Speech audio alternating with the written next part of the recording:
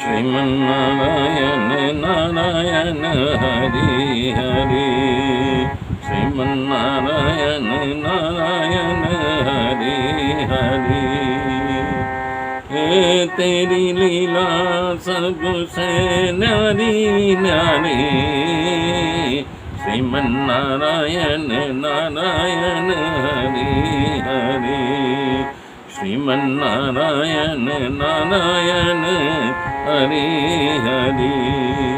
तेरी लीला सबसे न्यारी न्यारी, श्रीमन्नारायण नारायण हरि हरि। मेरे मित्रों, तब भगीरथ की तपस्या से शंकर भगवान प्रसन्न हो गए, प्रकट हो गए। बोले वरदान मांगो। बोले प्रभु, मैं गंगा जी को धरती पर लाना चाहता हूँ। गंगा जी जब आकाश से नीचे आए तो आप उनको अपनी जटा में रोकिए। बोले ठीक है, मैं तो ऐसा करने के लिए तैयार हूँ। तो तिथि तारीख नक्की हुआ। कार्तिकेय, गणपति, उमा, सप्तऋषि, भागीरथ सब लोग इकट्ठा हुए और आह्वान किया। गंगा जी बहुत वेग से स्वर्ग से चली। तो कुछ संतों कह रहे हैं तो गंगा जी ने सोचा कि शंकर भगवान तो अपने ऊपर लेना चाहते, मैं शंकर भगवान के साथ इनको पाताल में ले चलूँगा अपने वेग के साथ। हर हर हर हर करते हुए जब आई, जटा उनका खुला हुआ था और उसमें आके समा गई। अब भाव तो यानी कि गंगा जी के यही था कि मैं पाताल में ले चलूँगी शंकर भगवान के साथ। लेकिन अद्भुत घटना घटी कि सारे लोग देख रहे हैं कि गंगा जी आ गई और शंकर भगवान के जटा में समा गई और शंकर भगवान ध्यान लगा करके खड़े हैं। तो भगीरथ ऋषियों से, संतों से पूछ रहे क्या हो गया। तो बोल रहे हैं भाई दोनों में युद्ध चल रहा है। बोले कैसा। बोले शंकर भगवान सोच रहे हैं कि ये प्रार्थना करें तब मैं इनको छोड़ूं, और गंगा जी सोच रही मैं प्रार्थना नहीं करूंगी। लेकिन संतों, कथाकारों या सुखदेव जी करें नहीं, ऐसी बात नहीं, क्योंकि गंगा जी भगवान का चरण का धोवन थी।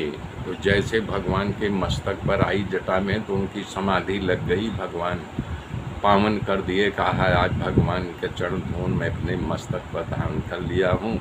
इसी में बहुत देर हो गई। जब उनकी समाधि टूटी तब उन्होंने भगीरथ से कहा कि भाई भगीरथ, चलो कहाँ चलना है, तुम्हारे पितृ कहाँ पर धारण कर लिया हूँ।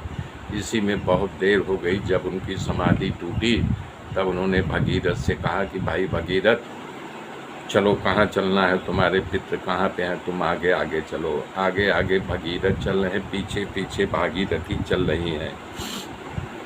तो भगीरथ रास्ता बताते हुए वहाँ गए। सागर जहाँ पर इनकी अस्थियाँ पड़ी हुई थी, गंगा जी वहाँ सागर में वहाँ विलीन हो गई हैं। लेकिन उनके पूर्वजों की अस्थियों को बोर सराबोर कर दिया, सब तर गए। कि अगर बताइए, राख जब तर सकती है तो जीते जी मानो अगर गंगा में स्नान करे तो पावन हो जाएगा, पवित्र हो जाएगा। राजा भगीरथ यहाँ सितु नामक पुत्र उत्पन्न हुआ।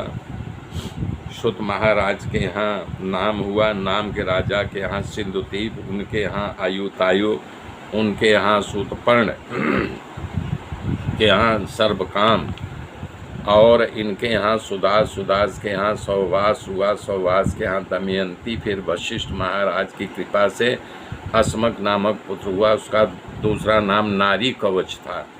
कारण जब भगवान परशुराम पृथ्वी को क्षत्रियों से विहीन कर रहे थे तो ये जो है नाश कर रहे थे, तो स्त्रियों के मूलक को अपने आंचल में, इसका दूसरा नाम मूलक था, आंचल में छिपा लिया, इसलिए इसका नाम नारी कवच पड़ गया।